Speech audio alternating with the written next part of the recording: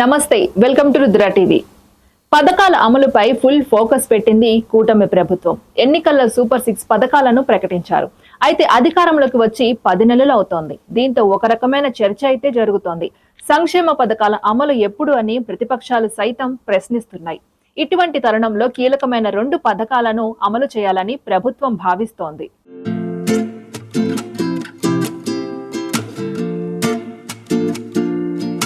ముఖ్యంగా విద్యార్థుల చదువుకు సంబంధించి తల్లికి వందనం అమలు చేయాలని చూస్తోంది. ఈ నెల 24 నుంచి పాఠశాలలకు వేసవి సెలవులు ఇవ్వనున్నారు. జూన్ 12న తిరిగి పాఠశాలలు తెరవనున్నారు. ఇంతలోనే తల్లికి వందనం పథకం అమలు చేయాలని భావిస్తున్నారు సీఎం చంద్రబాబు.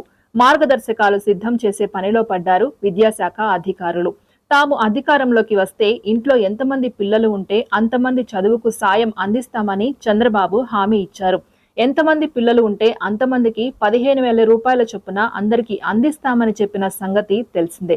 ఇప్పుడు అధికారులు ఆ మార్గదర్శకాలను ఖరారు చేసేందుకు కసరత్తు చేస్తున్నారు. అర్హుల ఖరారు విషయంలో ఆచితూచి నిర్ణయం తీసుకుంటున్నారు.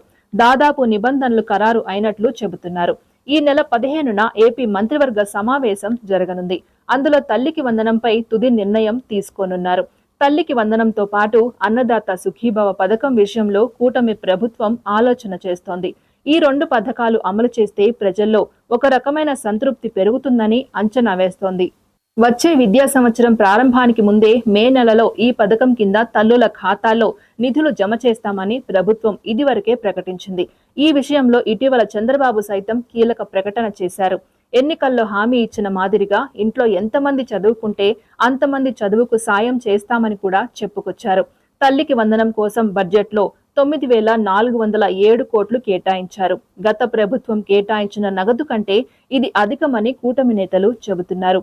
అయితే ఎట్టి పరిస్థితుల్లో విద్యా సంవత్సరం ప్రారంభం నాటికి ప్రతి తల్లి ఖాతాలో నగదు జమ చేస్తామని చెప్పారు ఏపీ సీఎం చంద్రబాబు.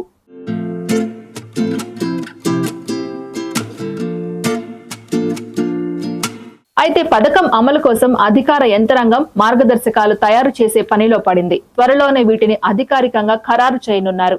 విధి విధానాలపై అధ్యయనం కొనసాగుతోంది. గతంలో వైసీపీ ప్రభుత్వం నిర్దేశించిన మార్గదర్శకాలను సమీక్షిస్తున్నారు.